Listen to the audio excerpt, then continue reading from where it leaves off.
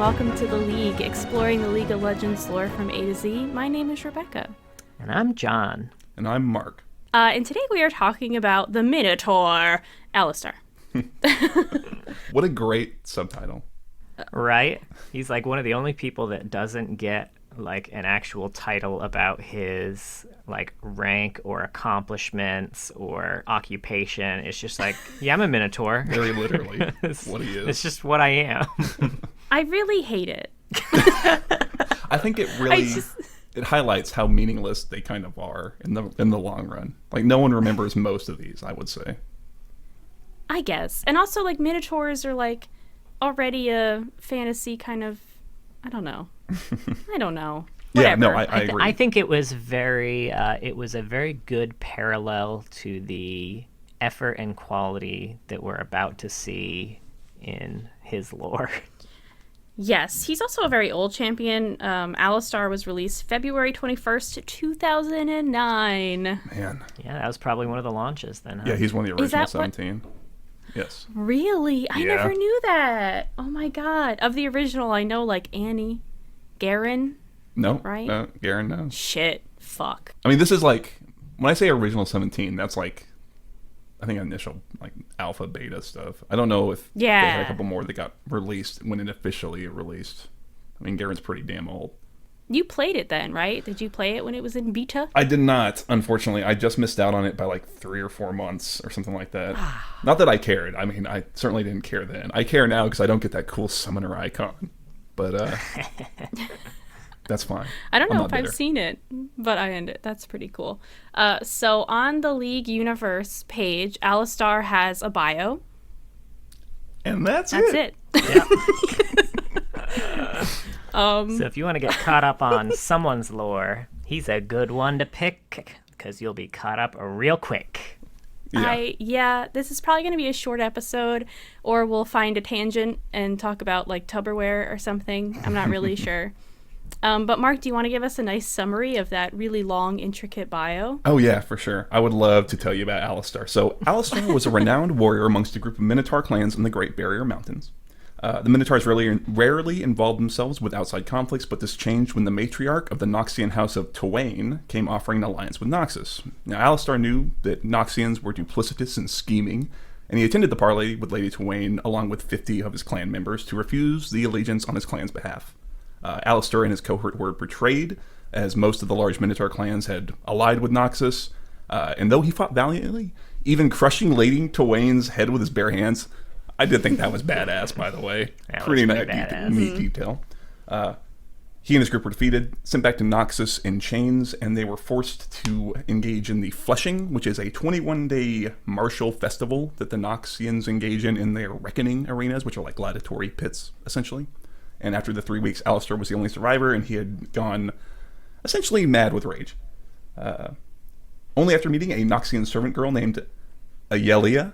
Does that sound right, based on the spelling to y'all? Yeah, now I'd have to, like, look at it again. Let me see it. We'll say Ayelia for now. That sounds right. Ayelia? Ayelia? Ayelia is probably better. You're probably right. Ayelia. Ayelia, we'll say, spent time talking with Alistar and kind of brought him back to a lucid state away from his blood rage. Arranged an escape for them and was successful, but upon reaching the boat that was to be their escape, they were caught by some Noxians. Alistar got too involved with the fight and afterwards could not find a hint of the girl or the ship. So now he travels southern Valoran, helping the downtrodden and those oppressed by Noxus, and also looking for Ayelia, whatever we're calling her. And that's Alistar. That's it. That's all we know about him. That's really all we know. So I will say right now, because I get the sense that maybe y'all don't care much for this, I like this bio more than, well, any of the ones we've read, which is only like 4 if you include this one. I thought, because Alistar in my mind is so much he's very much a supporting character. He shouldn't be involved in, like, a lot, I guess. Like, I think most of the other people we've looked at, Akali in particular, like, they are main character type champions. They need to have these really wide-reaching connections. Alistar stuff is much more personal to him. I know there's like nothing here. Like maybe I have too many feelings about this, but like for how little is here. But I was like, okay, I think I could definitely see Alistar slotting into like somebody's crew. right? Like he could definitely be a part of some crew and be a nice like secondary side character for whoever the main character league champion is. I don't know. Yeah, the beefy guy who stands behind the hero to be intimidating. Yeah, exactly. Kind of thing. Exactly. I like that approach. You know, the idea that we're looking into one of those side characters in like a heist movie or something. Yeah. Although I feel like if you were to just look at Alistar, knowing nothing about his gameplay, I would not assume that that is who he is. I would assume that, like, oh, this is the dude where this giant-ass ripped Minotaur guy with chains on him that looks like a fucking badass. Like, that's our hero right there. Like, I feel like it's only because I know he's a support that I don't expect a whole lot. You think so? I think, like, monster champions like him, I would call him a monster champion. I think they much better sit as, like, secondary characters. I think humans in particular need to, like, because there's not a lot going for them a lot of the time. They're kind of just a, I mean this varies, there's a ton of them, but I think a lot of times they're just a dude or a chick, so they need a stronger lore hook to really, like, you know. We can talk about this later, but I thought of some pairings for Alistar for people who would be his main character, who he would sidekick for, essentially. So we can talk about that. I was gonna say maybe we should like eventually diverge into like Alistar fan fiction. Basically, is what we're gonna be. I had a few ideas, I will say. I don't know. I kind of like Alistar. Wasn't there a version of his lore where he was kind of already sidekicked with Riven? You know, does that still exist? If that does exist, then I must pat myself on the back, because Riven was at the absolute top of my list for who he should pair with. I think it makes the most sense narratively. Yeah, like I thought they met each other in the fighting pits. It would make complete sense, right? It would make a lot of sense. I mean, again, I am pulling way too much from, like, I don't know. It's arguably 10 paragraphs, but it's really like 6 paragraphs worth of content. And it, but I was thinking, like, man, there's like so much good. Like, I can see the arc with Riven as, like, again, Riven's the main character. Riven has ties into Ionia, and we'll talk about why Ionia is important in a second. But she's also Noxian, right? They have connections, and they have things that cause conflict between them. And it, I don't know. Again, big guy, like, regular person. I think there's a lot of it works there, right? That sounds fun. I honestly didn't realize that Alistar was like on the hero side, the quote good side. I for some reason thought he was a villain. I know, I'm sorry. He looks really angry. Not Allie. I know, he's so mad. He does get angry. I mean, I don't play him. The only thing I know about Alistar is whenever people play him, they span "you can't milk those" over and over again. Yeah, there was. Or his cowbell taunt. Or the cowbell. That's my Alistar knowledge. Well, I guess now I know everything there is to know about Alistar. You're an expert. Yeah, I liked his backstory. I thought it was fine. I was glad they didn't kill off Ilia or whatever. Oh, yeah. Because her whole thing of, I don't know, being the gentle servant girl who talks down the angry monster. That's a trope, but that's fine. But I do like how she just... I like how she just, like, dipped. Yeah. Yeah. I am curious, because, like, one of the dangling threads that they just kind of left in this lore was that Ilia had to sacrifice so much to gain Alistar his freedom. And I'm real curious. Like, they said that she was like a downtrodden servant girl. And I'm really curious what she had to sacrifice to get freedom for herself and Alistar. Like, what did she have to sacrifice? I don't know. I feel like at that point you might as well not put it in if you're going to be that vague. Yeah.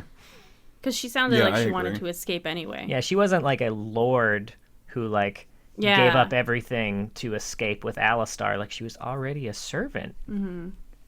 Yeah, I definitely agree with that. When they say servant, are they implying like slavery type setup? It's hard to tell with Noxus, because I know in that one cinematic they're depicted as, I don't know if they're depicted as not having slaves, but they seem to be specifically like, I don't know. Does that? Yeah. Did you get that read from it? It definitely, like, again, from kind of the cinematics, it seemed like a medieval type servant, which I guess would be would be kind of like, it's like a room and board type situation. So Yeah, well, it's also a matter of can you leave freely kind of thing. I think if that she had been a slave, they would have said that. Yeah, I think feel you're like they probably would have right. just used the word slave, but Yeah, so I'm not sure. just someone in like a general servant position. I guess that does make me curious, Rebecca, since you're the outsider on this one. How much, like, what's your sense of Noxus? Because I think we could, like, in terms of tangents, that's something we could touch on a little here. They're the baddies. I see. There's so much nuance. That's all I know. To not. I know is the people who are for Noxus. Katarina, right? Yep. Is she the one who says like blood for Noxus? She That's sounds really Darius, evil, I so think. I assume they're the baddies. I definitely feel like in the original lore they leaned much more that way, and then over time they've definitely worked to give them more nuance, to one, move them more towards an actual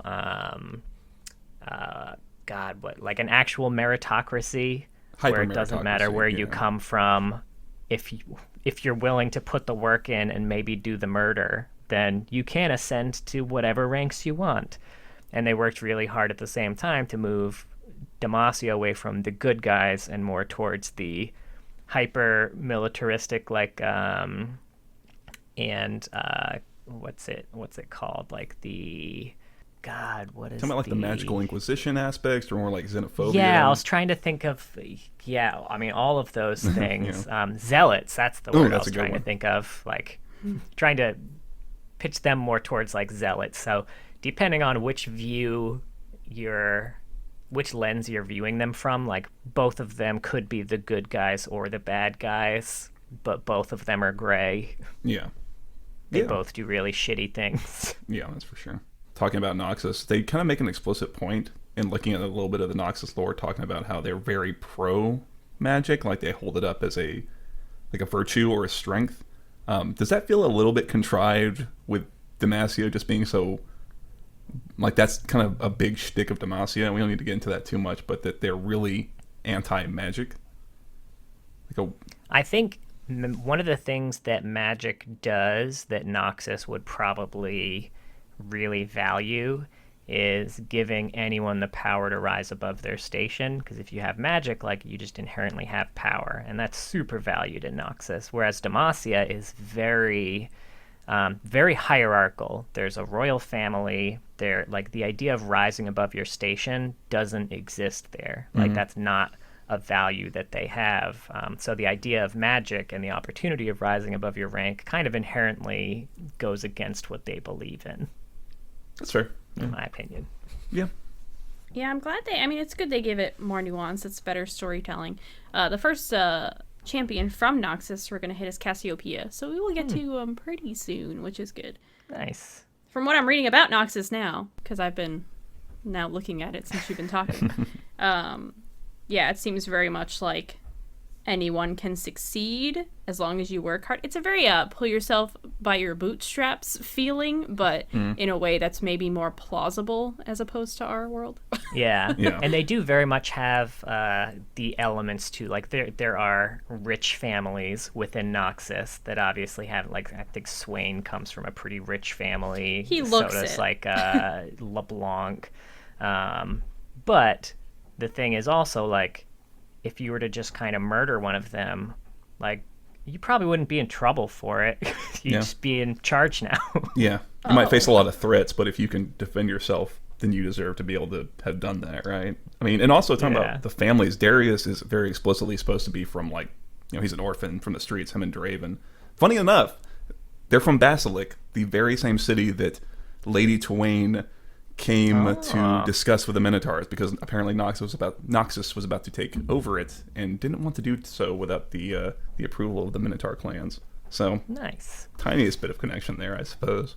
There you go.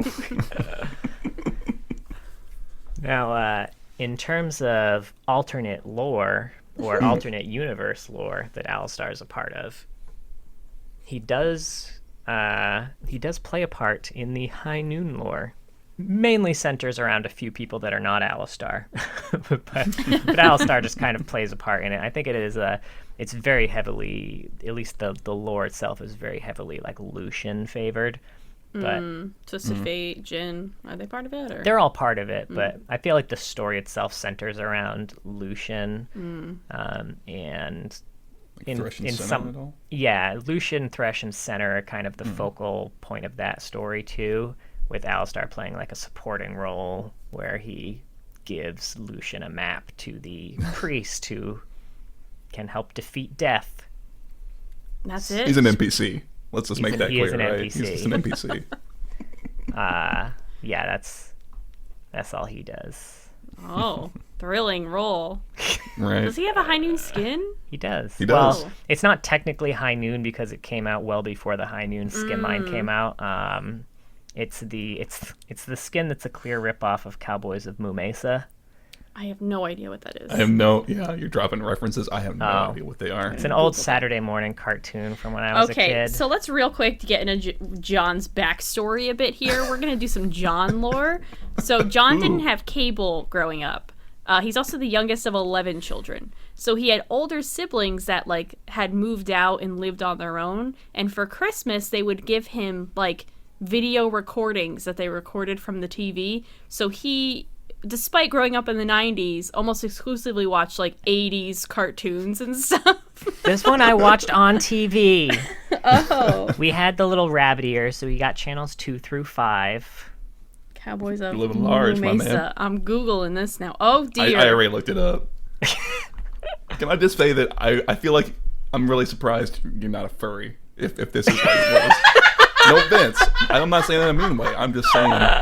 First of all, you don't know that John's not a furry, Mark. That's a fair point. You do a good job hiding it then. No, So I No know hate in any way. I know this Alistar skin because it was your icon at Riot for your entire time there, wasn't it? And that's why I chose it as my icon, actually, because I was like, oh shit, it's Cowboys of Moo Mesa Alistar. Do you think they did that on purpose, or do you think that no one had ever heard of this except for you? I think that it was done on purpose because everyone has heard of it except for you too. It was That's on my guess. For 1 year, Yep. in 1992 to 1993. That was a good year. That's when all the good cartoons came out and left.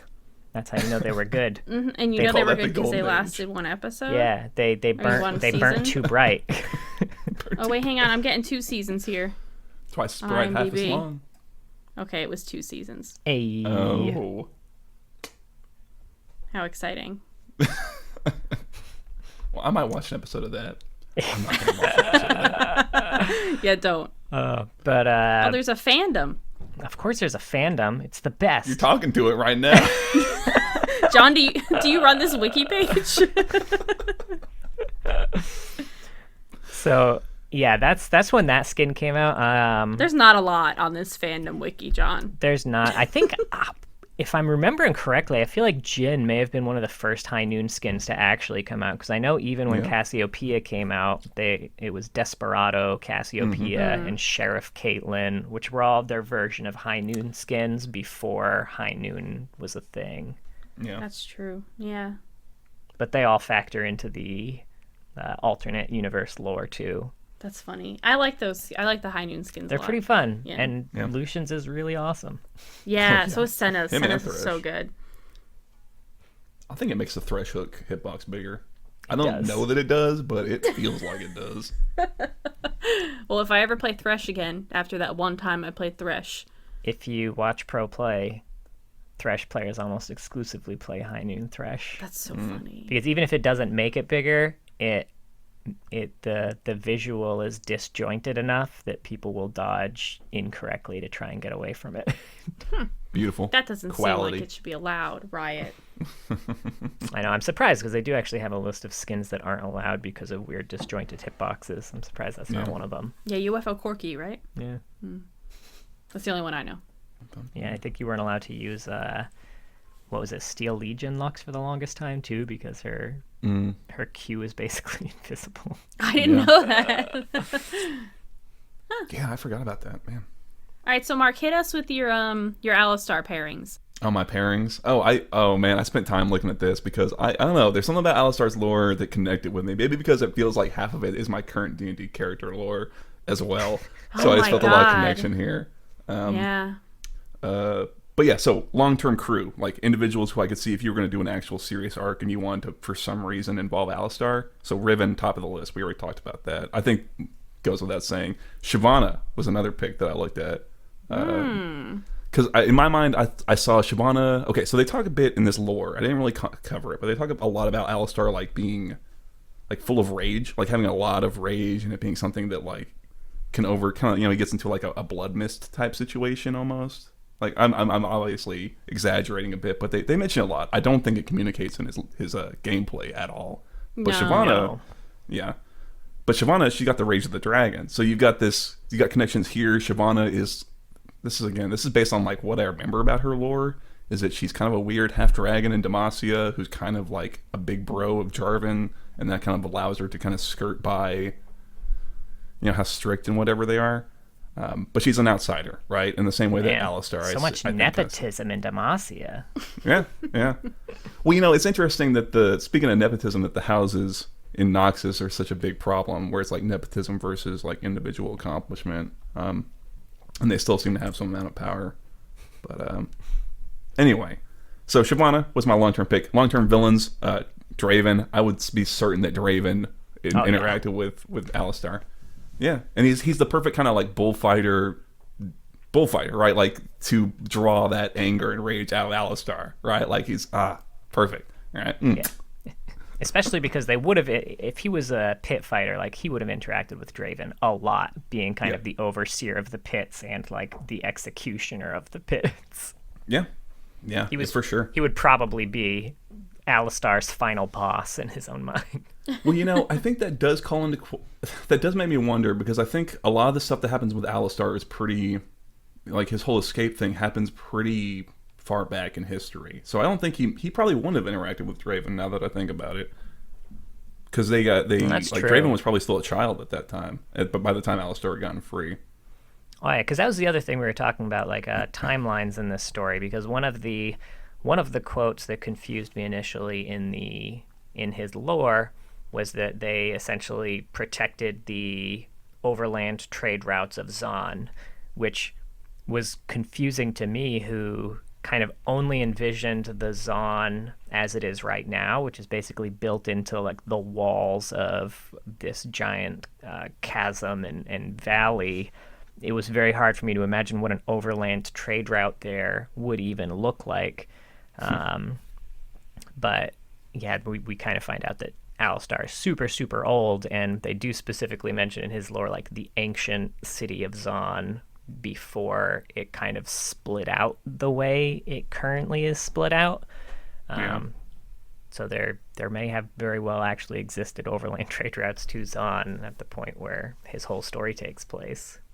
Yeah. It's interesting that we talk about it, because I tried to find any instance of Minotaurs. I'm going to, again, diverge from this champion pick thing I'm doing to talk about Minotaurs, because it was interesting to me that they're not Vestayan, right? I don't think there's anything that mentions them being Vestayan. They could definitely be like a weird offshoot that just happens to exist in this part of Runeterra, but they call them Minotaurs, and there's no real connection to Ionia or anything like that. So I kind of think that they're their own thing. I mean, what do y'all like? Does that... Yeah, they definitely seem like their own thing. There's a few, I think, creatures kind of like that in League that aren't specifically Vestayan, but do kind of share a lot of the, I guess, traits that the Vestayan have. We haven't gotten into her lore yet, so I don't know how it's changed or anything. So I could be talking out of my ass right now, but I mean, Cassiopeia comes to mind in terms of, I know she wasn't always a snake person, but as an example of what is now kind of a half human, half snake creature who's also not Vestayan. That's true, but wasn't, now again, quite a lot of potential for talking out of my ass, but wasn't it that she was cursed specifically? I think it was like she a curse. was a human. Yeah. So that, I mean, essentially, I guess the difference in my mind is that, that's some sort of magic, something that's caused this change, whereas Alistar is, as far as we know, a natural, like, Minotaurs exist. Funny enough, I tried to find any. So I was talking about trying to find any mention of Minotaurs. They mentioned one in Jinzhao's story. I'm never going to say that name right. But he was in the pits a lot. They talk about him fighting Minotaurs. There was one for one of Darius's story where they have an old Minotaur named Zalt, who is a part of the Noxian legions, who fights with Noxus and has apparently been on these campaigns for like years. So all the Minotaurs around are pretty old. And in Legends of Runeterra, there is a Minotaur Reckoner card and a Gladiator card. Oh. So it seems like the most Minotaurs at this point, they always reference them as Minotaurs. So my reading is that they are not Vestayan. They're their own separate thing. And it seems like the ones that exist at this point generally are allied with Noxus, which would make sense looking at the lore, right? The largest ones betrayed all the ones that didn't agree. So what's left is probably just the Noxian ones, right? Yeah, I think so. So I'm curious on this too. I'm looking up Rammus right now to see if he kind of got retconned into being a Vestayan. That's a good question. I remember reading the Rammus lore. I don't want to talk about it too much because I love Rammus. I like his lore a lot. The bit that I read when they did the Shuriman event, and they gave him the new lore. And I think a big shtick with him is that he's pretty unexplained in terms of like his origins and where he comes from, and he's just kind of a very force for neutral that just kind of rolls around. Yeah, that's it. Yeah, I'm not seeing any notes of him being Vestayan, so that's kind of another example of someone who probably was just born like that, is kind of animal-like but not Vestayan. Yeah. Maybe he's born with it. Maybe he is Vestayan. That's beautiful. Thank you. Do you know who I want to see paired with Alistar? I want to watch their journey. Not a human, but Yuumi. I feel like Alistar and Yuumi would be really fun. That would be I fun. almost put her on my big thing, cute thing list, which included Kinnan, Poppy, and Vigar were my three. Oh. I really Just like the idea. One sitting on each of his shoulders. Sure. Yeah. I really like the idea of Alistar meeting up with Vigar for like a little one-off comic, and almost like the same as those Academy comics, something really goofy. And Vigar constantly trying to do things that are evil, but he's so incompetent that Alistar just, like, they end up just doing good. And Alistar's like, oh yeah, this guy's trying to do good. He just doesn't get that this little thing is trying to do a bunch of bad things, but he's so bad at it. I like the idea of Vagar trying to, like, unleash the beast in Alistar by making him angry, and it's just not working. He's like, I'm going to make you angry so you can power through and kill all these people for me. And then he can't do it. Yeah. I'd watch that buddy comedy. Right? Yeah, right? What are you looking up now, John? I'm just looking up other animal-type creatures to see if they're Vestayan or not. Yeah. I was double-checking Rengar. Rengar for sure is. Yeah. Oh, he is? Interesting. Yeah. Kitty. In fact, the first line of his lore is a ferocious Vestayan trophy hunter.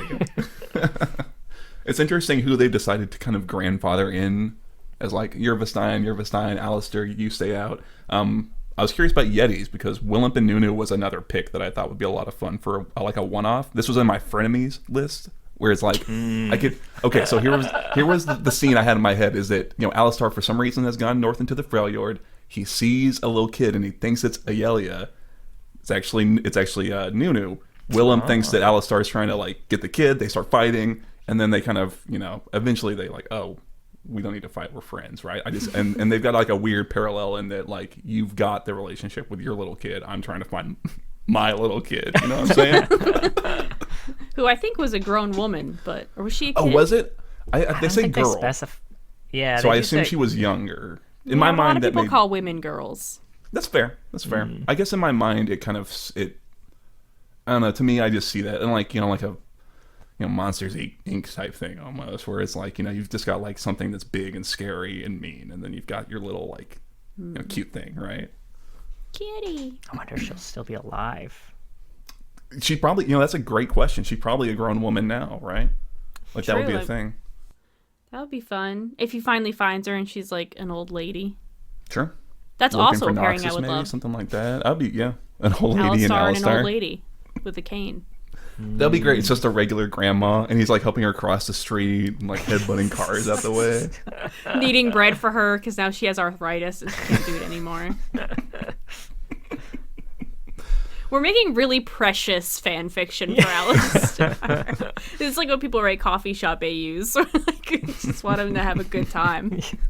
Just want everything to be okay. Hasn't he been through enough? Oh, okay. So I will also say the reason I thought Riven was also really great was because it leads to Ionia, and I think Set also is a really strong long-term villain because Set runs fighting pits in Ionia. Riven has ties to Yasuo and Ionia. It's an avenue for them to go there as, like, you know, for some reason they're a pair. You know, and then you can transition from, you know, an interaction with Draven to Set, right? And there's your Arc 2 villain, as it were. For the expanded universe. Yeah, man, I got Mark, this all in my head. You planned out like a whole show. I see Alistar as, like, I think there's a lot of, again, potential, but in a way that, like, you know, there's so little text here, right? Like, you could plug him in a lot of places if you... I think there's quality here in terms of what could be good. I don't know.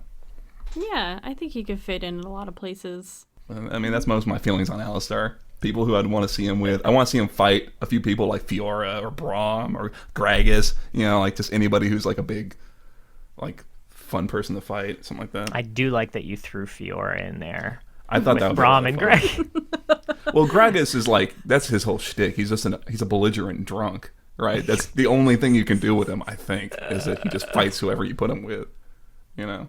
And Braum is just so lighthearted and you know, cheery. It would be a great fight to watch, I think. You know? He'd be cheering Alistar on the whole time. Yeah.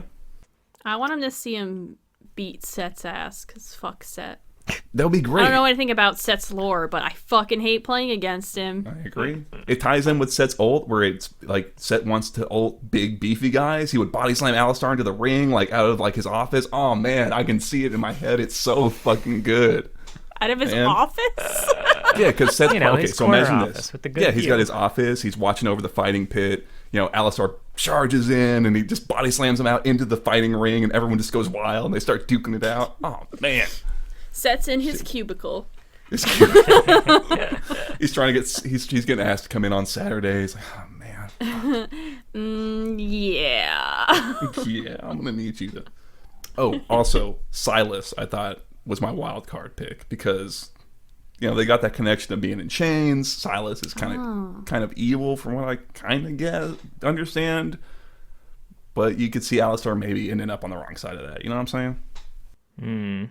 Yeah, I mean, Silas is very charismatic, so... Yeah. I remember being so shocked the first time I heard Silas's voice, because it was... I still have yet to play him. I think I was just watching a streamer, and they were playing Silas, and I was like, that's what he fucking sounds like?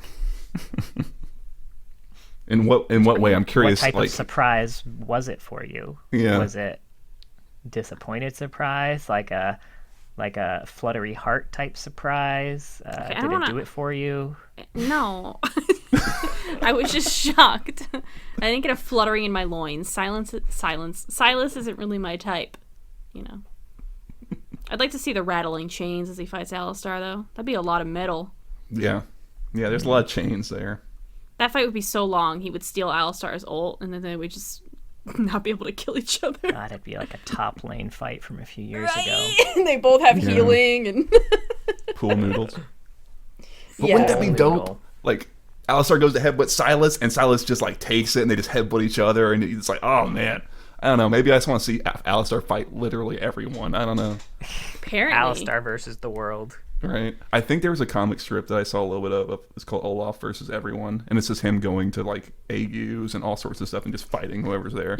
I did read that because it came up for the I think it was part of like the Ari one, was it? Because she was it. But yeah, I read some of those. I looked at it a little. I wanted to read it when we got to Olaf later. Yeah. John's opened one of the cinematics. Are you trying to find him in it? Yeah, I couldn't remember. Oh, this is an old one, huh? Yeah, I enjoyed rewatching the old cinematic that Alistar shows up in, by the way. God. That was a blast from the past. Not in a good way. I mean, you know. Okay, Oh, he's Morgana. definitely in this one. Now I just like listening to your reaction to what's happening on the screen because I can picture it all. I mean, I just watched it 45 minutes ago. Yeah, I was couldn't flipping remember. around. I remembered that Cho'Gath was in it, but I thought he was the big beefy. I forgot that Alistar was in it too.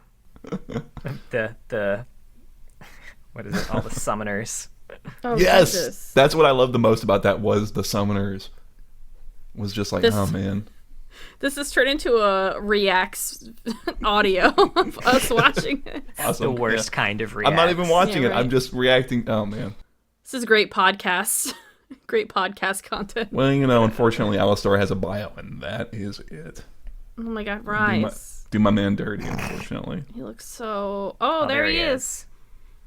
In all his purple glory. Minotaur! Oh, wow. Do you remember when Riot released a bunch of fake, Oh. Oh, he looks so what dumb. is it? Blooper reels from this cinematic? Yes. I when I was watching this, I almost half expected some of those things to happen, and I forgot. Wait, no, those were jokes. They weren't actually the trailer. The only one I really remember is Master Yi ogling Katarina. I'm trying to remember what else happens. Doesn't like Cho'Gath eat the camera or something like that? Or am I just making a fan fiction again? They throw a ball to distract Yes. Warwick and...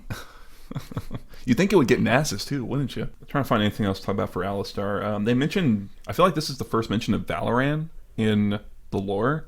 Not that it's that big a deal, but it's specifically the northern continent of Runeterra.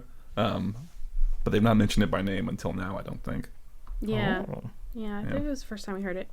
Didn't that used to be the old name of the world? Am I wrong? Yeah. Oh, really? Yeah, that's why it stuck out to me. Yeah. Well, we might not have anything else to say about Alistar. That might be Alistar. That might be Alistar. I think that's Alistar. That's Alistar. We did it. Congrats, everybody. We have Minotaured. We messed with the bull, and we got the horns. You Only can't one milk horn. those. Does he have one horn? Well, he's technically A got broken kind of horn, right? four. He's got 4 points, but they're two horns that are two pointed, and one of them's broken. Yeah. Oh.